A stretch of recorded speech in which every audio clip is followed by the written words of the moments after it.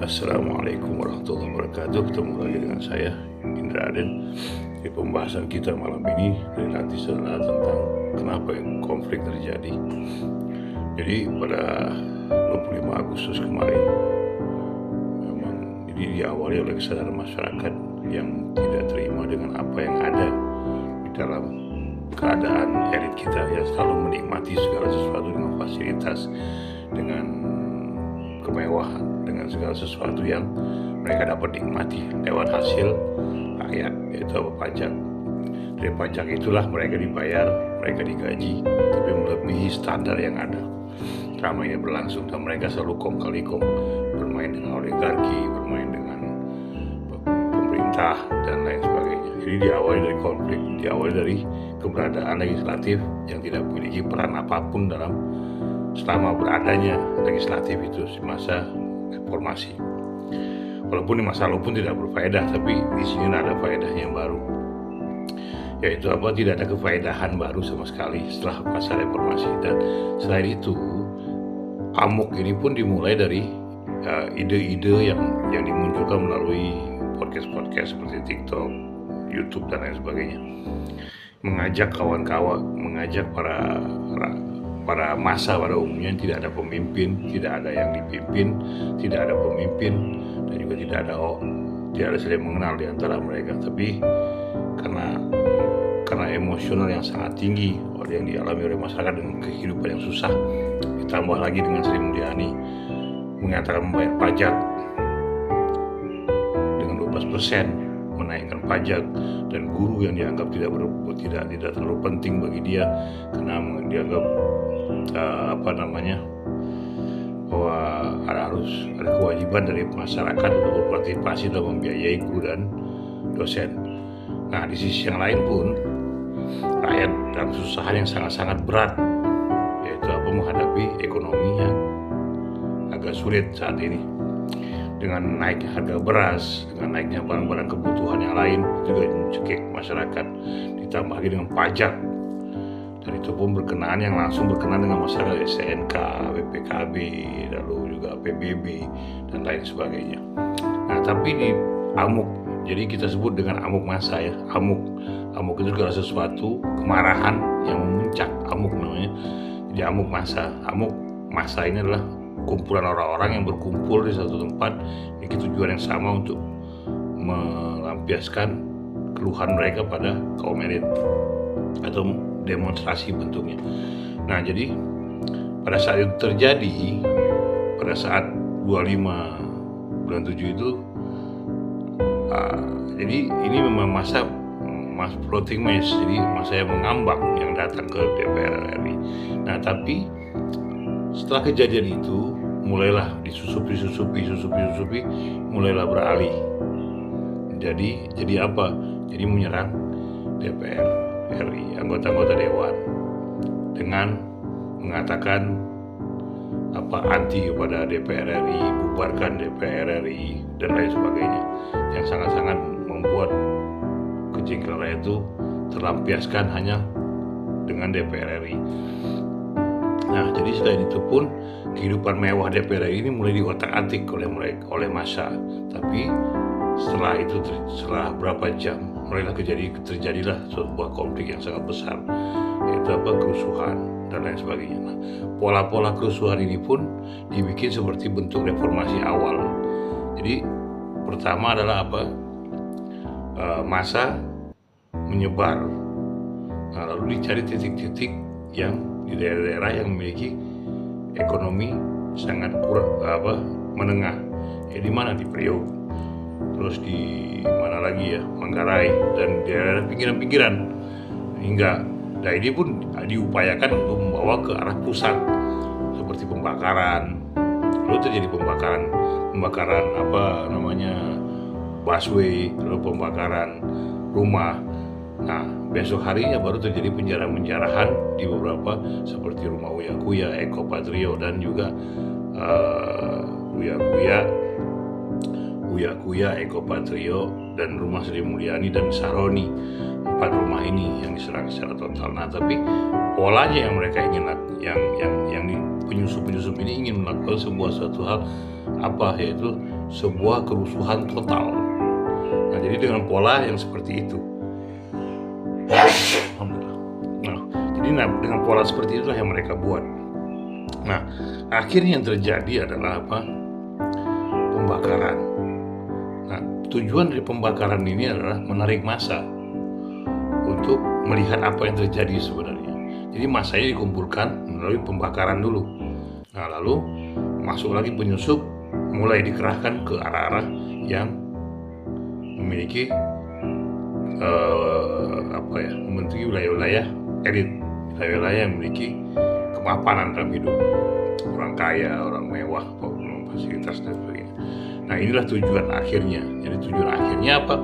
Yaitu setelah ini mereka berkumpul dalam satu titik di tempat yang sama. Jadi mereka nanti akhirnya membuat satu pusat, sebuah titik. Titik pusatnya apa tuh? Ya sama, itu HI. Sasaran akhirnya HI yang baru menyebar ke seluruh Indonesia. Nah, ini pun dipakai oleh reformasi, sama polanya. Nah, selanjutnya ternyata itu tidak berhasil. Tidak mendorong rakyat untuk berkumpul dalam sebuah titik yang telah dipusatkan. Jadi apa yang terjadi? Ya itu tadi, harus ada yang meninggal. Nah, jadi apa yang terjadi adalah yaitu Afan Kurniawan ditabrak oleh mobil Brimob dan dilindas, meninggal. Semoga Afan Kurniawan dapat ridho dari Allah dan dilapangkan kuburnya. Maafkan dosa-dosa saya. Al-Fatihah untuk Afan Kurniawan. Nah, jadi itulah yang terjadi. Jadi segala sesuatu dalam bentuk amuk ini, jadi harus karena emosi, tidak ada pola berpikir, baik buruknya tidak berpikir, yang penting melakukan sesuatu dulu.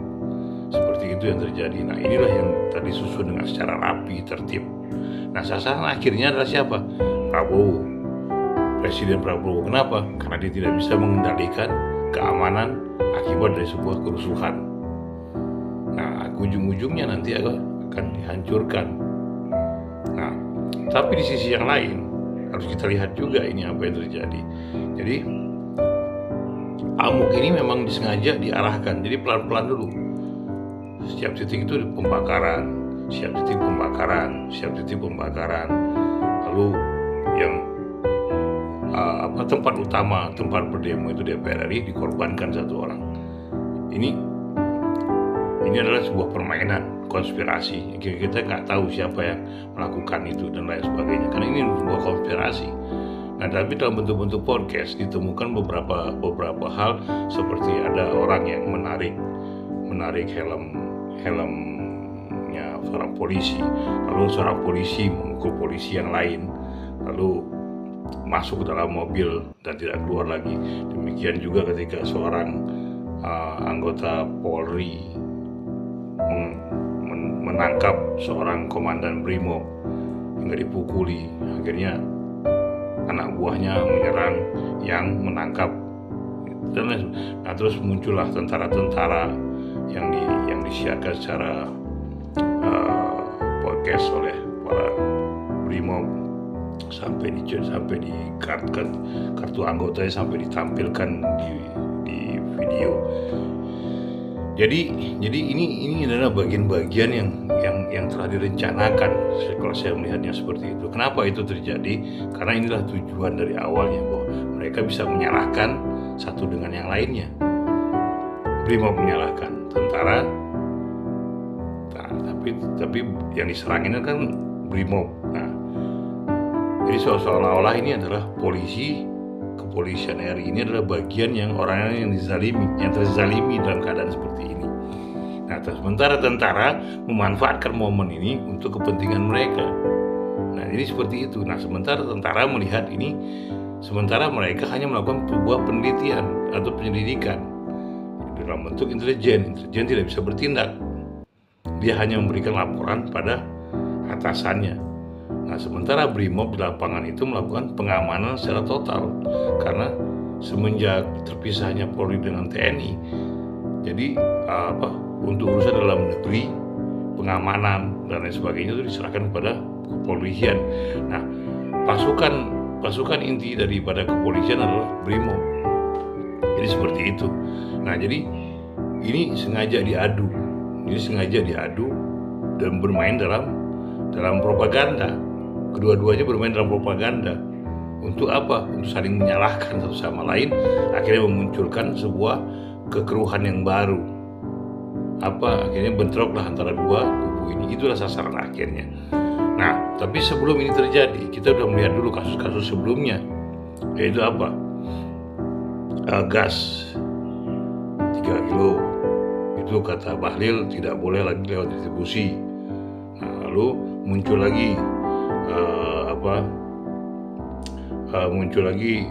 pajak dulu ya, pajak 11%, tapi sama Prabowo dibatalkan. Nah, tiba-tiba naik lagi jadi 12%, tidak ada pembahasan apa-apa oleh Prabowo. Nah, lalu konflik Aceh, konflik antara Sumatera Utara dan Aceh tentang 4 pulau yang ingin dialihkan administrasinya ke Sumatera Utara, sampai Bobi pun mendatangi Gubernur Aceh untuk meminta perundingan. Nah, lalu di sisi yang lain, jadi kalau kita lihat urutan ini ada gejala-gejala sesuatu, yaitu apa? Jadi kalau ketika nanti 4 pulau ini ditarik ke Aceh, apa yang terjadi? Masyarakat Aceh berontak dan akan melawan, pasti dengan kekerasan lagi seperti zaman dulu, dengan senjata kembali. Itu satu. Nah, yang kedua adalah kenaikan pajak. Lalu Bahlil itu diawali oleh hal seperti itu. Kebutuhan masyarakat dibatasi, seperti itu. Lalu beras naik. Nah, ini segala sesuatu ini yang ingin membuat amuk. Jadi memancing amuk itu melalui kendali ekonomi. Itu terjadi. Dan kontrol inilah yang sangat membahayakan sekali. Jadi amuk ini telah disiapkan sebelum-sebelumnya melalui metode-metode untuk mengadu satu sama lain. Jadi inilah yang telah terjadi, kawan-kawan semua.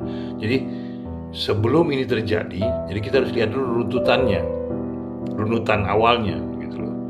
Nah, dari rakyat menahan. Nah, tapi pas ada podcast pada sebelum-sebelumnya, mulai dari tanggal 22 kalau nggak salah saya, bahwa nanti tanggal 25 bulan 7 akan ada sebuah demonstrasi untuk menentang DPR RI. Nah, sebenarnya tujuan awalnya adalah pemajulan Gibran. Itu satu. Yang kedua, memprotes cara kerja DPR RI selama ini. Nah, tapi yang terjadi lalu diganti menjadi penerimaan fasilitas DPR RI, gaji DPR RI. Nah, akhirnya apa yang terjadi? Menyerang pada wilayah-wilayah privasi seperti rumahnya Saroni, Eko Patrio, Uya Kuya, dan Sri Mulyani.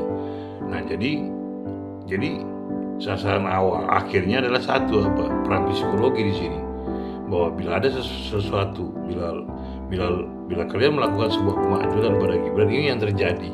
Nah, jadi konflik ini telah ditarik ke dalam pribadi seperti itu. Nah, bila kalian melakukan sebuah pemajuan, maka inilah yang akan terjadi. Kalian akan diginikan oleh massa seperti itu. Nah, kenapa Sri Mulyani ini saya melihat bahwa dia sudah berkoordinasi. Jadi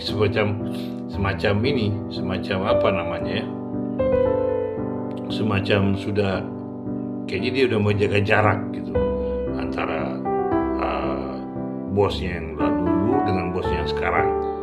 Seperti itu. Nah, jadi kayaknya Sri Mulyani udah menjaga jarak dengan Jokowi, lebih akrab pada Prabowo. Nah, itu mungkin salah satu poinnya yang saya pahami saat ini.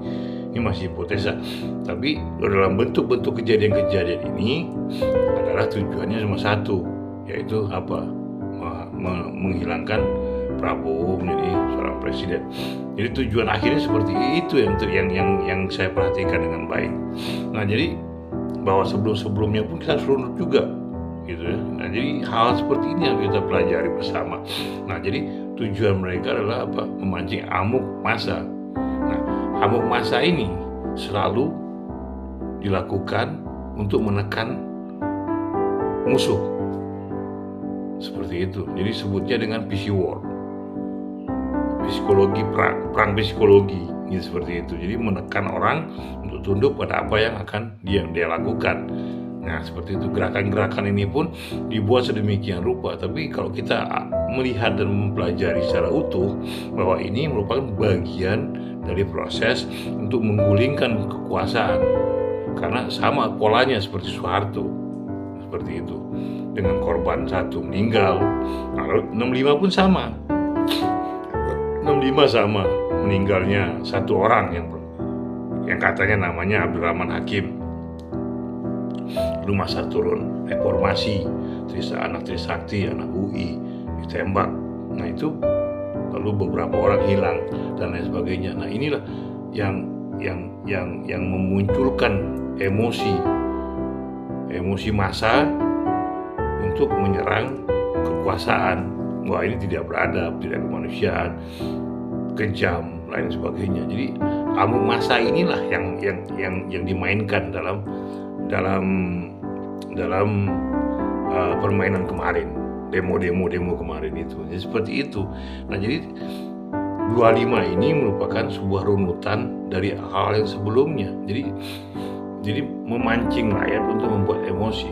Jadi seperti itu. Nah, jadi ini tujukan kepada siapa? Yaitu pada Jokowi, pada Prabowo.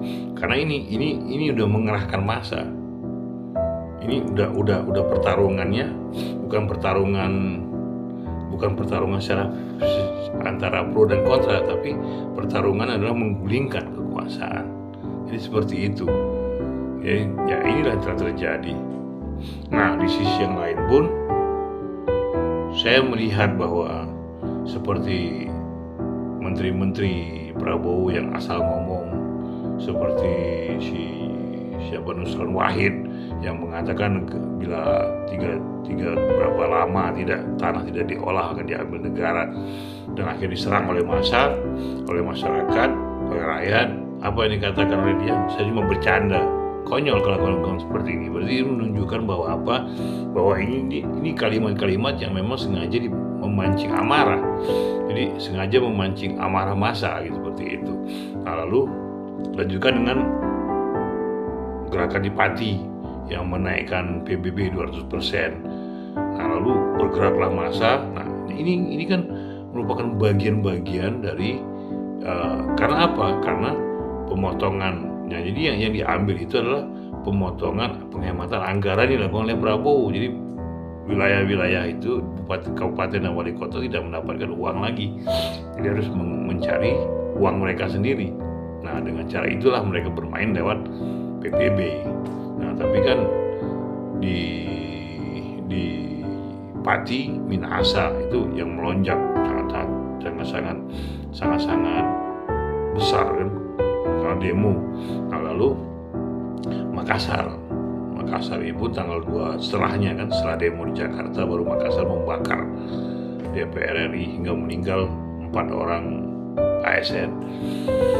DPRD-nya dibakar. Nah, jadi inilah yang segala sesuatu yang ingin membuat amuk massa. Tujuannya apa? Karena pemerintah tidak bisa menangani kerusuhan. Nah, jadi itu membuat jelek nama kepala negara. Tujuannya tetap kepala negara. Nah, terlepas dari asing atau dari luar, asing dan lokal, kita tidak bicarakan itu. Tapi yang kita bicarakan adalah cara mereka melakukannya, sama seperti tahun 65 G30 PKI atau Gestok, lalu sama juga dengan 98, dan ini pun terjadi pola yang sama juga. Jadi memang perubahan itu tidak ada, tapi gerakannya sama, yaitu sama-sama menggulingkan sebuah rezim.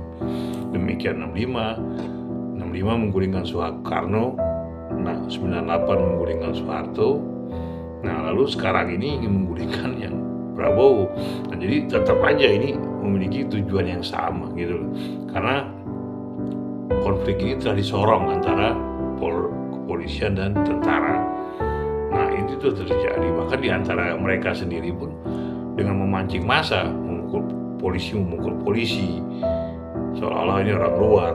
Dan juga demo kemarin pun ada yang bawa senjata, sipil bawa senjata, dan seterusnya itu seperti dibakar di tempat yang sepi, brimob yang nggak ada orang kok tiba-tiba kebakar.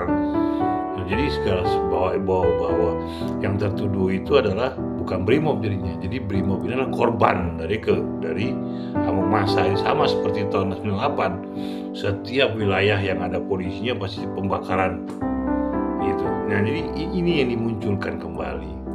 Nah, jadi orang mengambil intinya apa? Satu, ketidakpercayaan kepada pemerintahan karena tidak mampu mengurusi kerusuhan ini. Akhirnya apa yang terjadi? Investasi menarik diri, ekonomi turun, mata uang naik. Ini kan naik lagi. Kemarin udah turun 15.000, sekarang jadi 16.300 berapa gitu kan. Nah, inilah yang diincar terus menerus. Jadi memang dimainkannya dalam ekonomi biar stagnan. Ekonomi tidak berkembang, tidak maju, bahkan diam di tempat. Dengan mata uang yang naik terus dan harga-harga makin mahal. Nah, ini sasaran terakhir mereka untuk menunjukkan bahwa ketidakmampuan seorang presiden dalam mengurus negara. Nah, jadi ini adalah bagian dari sebuah proses konspirasi yang sangat elit. Ini perangnya bukan rakyat dengan rakyat, tapi elit dengan elit. Nah, jadi elit memainkan pasukannya, elit ini pun memainkan pasukannya, lalu membawa para politisi untuk ngomong sembarangan. Nah, itulah yang dibuat. Kenapa? Polisi-polisi ini kan pendukungnya partai yang selama ini mendukung keberadaan Prabowo, kan gitu. Nah, demikian juga menteri-menteri yang dari Prabowo ini merupakan bagian dari menteri-menteri zamannya Jokowi. Nah, jadi inilah yang telah dibawa oleh mereka. Jadi tujuan mereka adalah amuk massa. Seperti itu, penggulingan kekuasaan akhirnya. Nah, jadi pola-pola yang dipakai pun tidak berbeda dari tahun 65, 98 hingga saat ini. Jadi ini adalah pola-pola yang selalu dimain oleh jadi kayaknya gitu kawan-kawan. Ya, jadi pemahaman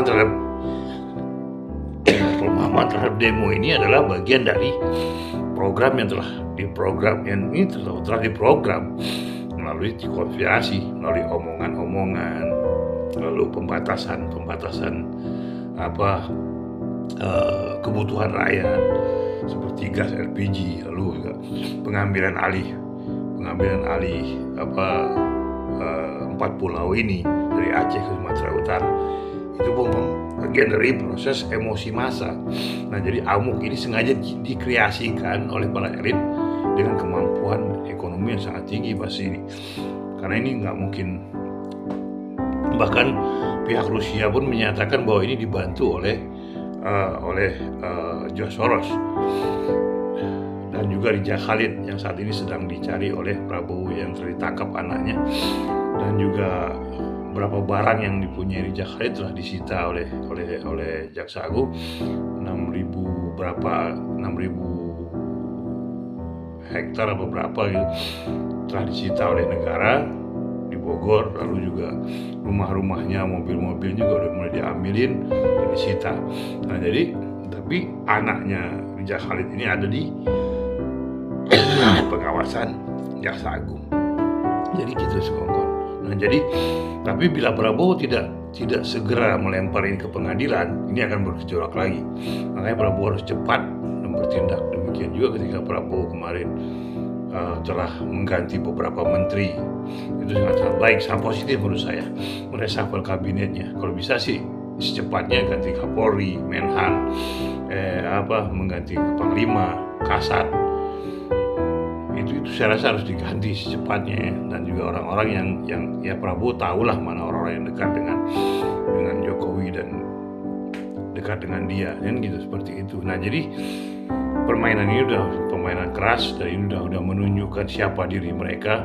Nah, ini Prabowo pun sudah menunjukkan dirinya saat ini. Jadi tujuan dari demo ini adalah hanya untuk memancing massa untuk keluar rumah dan berdemo dan menjatuhkan.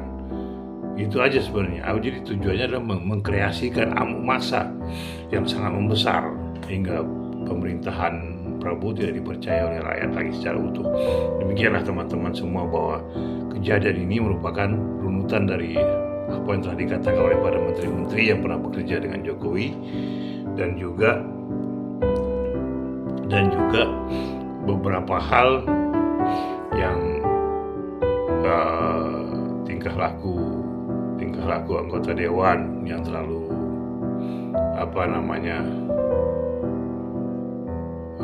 beberapa orang anggota dewan seperti Sahroni memperingati KPK kalau bila menangkap OTT lapor kepada ketua partai dan lain sebagainya. Lalu ada seorang Komisi 3 juga kalau nggak salah saya menyatakan bahwa hakim harus melihatlah bahwa kamilah yang memilih Anda, jadi Anda jangan menyerang kami. Jadi hal seperti itu sepele bagi mereka, tapi berat bagi masyarakat rakyat secara umum, karena ini sudah menunjukkan bahwa DPR itu harus dilindungi, harus dijaga, harus bersih, harus tidak boleh ditangkap, tidak boleh diapa-apain oleh hukum. Jadi kalau terjadi sesuatu yang OTT, korupsi, pemerasan oleh anggota dewan harus lewat ketua partai dulu. Kapan selesainya negara ini? Tapi Prabowo telah melakukan sebuah hal tindakan yang positif saat ini, yaitu mengambil tunjangan dari beberapa komisaris, lalu juga beberapa mengambil juga komisaris, terus ada beberapa hal yang dia hapus dari DPR, dan ini semoga terus berjalan dan juga akan memasukkan undang-undang perampasan aset. Walaupun kemarin ada pernyataan dari Yusril Iza Mahendra bahwa mengatakan bahwa tidak terlalu penting untuk perampasan aset. Nah, jadi ini kita harapkan segera diselesaikan dengan baik dan juga diselesaikan dengan baik oleh pemerintahan Jokowi, hingga amuk massa tidak akan muncul kembali dengan pola-pola yang seperti ini lagi. Akhir ada yang korban lagi dan ada yang meninggal lagi. Nah, inilah yang terjadi. Kenapa ini terjadi amuk massa? Karena betapa mudahnya bangsa ini digoyang karena tidak memiliki kemampuan berpikir, karena pemahaman masyarakat itu hanya pada realitas yang ada di sekeliling mereka. Apa yang mereka lihat itulah penilaian mereka, tapi mereka tidak melihat apa yang sebenarnya terjadi di belakang ini. Nah, itulah disebut dengan konspirasi. Jadi segala sesuatu yang dimunculkan itu hanya yang ada di hadapan pemahaman masyarakat. Nah, inilah intelektual bermain di sini untuk mengacaukan hingga memunculkan amuk massa yang sangat besar. Nah, ini begitulah teman-teman semua, bahwa ini adalah yang disebut dengan amuk massa. Demikianlah teman-teman semua, begitulah caranya seseorang elit untuk menggerakkan mereka dengan menggunakan buzzer, yaitu dengan podcast, YouTube dan lain sebagainya, untuk tujuannya memainkan media sosial dengan tujuan awal, yaitu memancing kemarahan rakyat terhadap ketidakadilan, penindasan, padahal mereka melakukan hal yang sama, penindasan dan ketidakadilan, bahkan korupsi, bahkan KKN. Ini seperti itu. Jadi inilah politik, kawan-kawan semua. Berhati-hatilah dalam melakukan sebuah aksi. Kita harus pelajari dulu apa isunya, kenapa ini terjadi, kapan itu terjadi, siapa di belakangnya, kenapa ini harus dilakukan. Itulah kita harus mulai kritis, kreatif dalam berpikir, dan harus memiliki wawasan.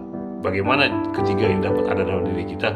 Membaca adalah bagian dari sebuah proses untuk kita dapatkan kritis, kreatif